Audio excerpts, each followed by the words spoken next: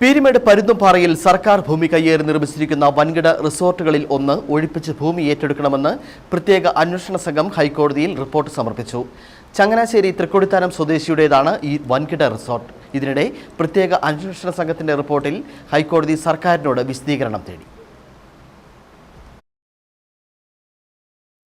വിനോദസഞ്ചാര കേന്ദ്രമായ പരുന്തുംപാറയിലെ 3 acre 31 saint സർക്കാർ ഭൂമിയിലാണ് വൻകിട റിസോർട്ട് നിർമ്മിക്കുന്നത്. പീരുമേട് വില്ലേജിലെ 543 സർവേ നമ്പറിൽ 2 പേർക്ക് 5 ഏക്കർ 77 സെന്റ് ഭൂമിക്ക് 3 പട്ടയം അനുവദിച്ചിരുന്നു. എന്നാൽ നിർമ്മാണം നടക്കുന്നത് മഞ്ചുമല വില്ലേജിലെ 441 സർവേ നമ്പറിൽപ്പെട്ട സർക്കാർ ഭൂമിയിലാണെന്നാണ് IGK സേതുരാമന്റെയും മുൻ കളക്ടർ H ദിനേശിന്റെ നേതൃത്വത്തിലുള്ള സംഘം കണ്ടെത്തിയിരിക്കുന്നത്. 400 പേർക്ക് താമസിക്കാവുന്ന 4 നിലകളുള്ള 5 കെട്ടിടങ്ങളാണ് ഇവിടെ പണിതിരിക്കുന്നത്.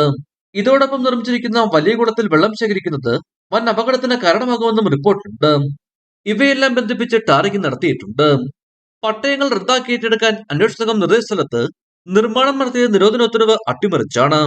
2023 അന്നത്തെ പീരുമേട് വില്ലേജ് ഓഫീസർ സ്റ്റോപ്പ് നൽകിയതോടെ നിർമ്മാണം നിർത്തിവെച്ചു. വില്ലേജ് ഓഫീസർ സ്ഥലം മാറിയതോടെയാണ് നിർമ്മാണം പുനരാരംഭിച്ചത്. പിന്നീട് മാസങ്ങളോളം നിർമ്മാണം റവന്യൂ ഉദ്യോഗസ്ഥർ കണ്ടില്ലെന്നടിച്ചു.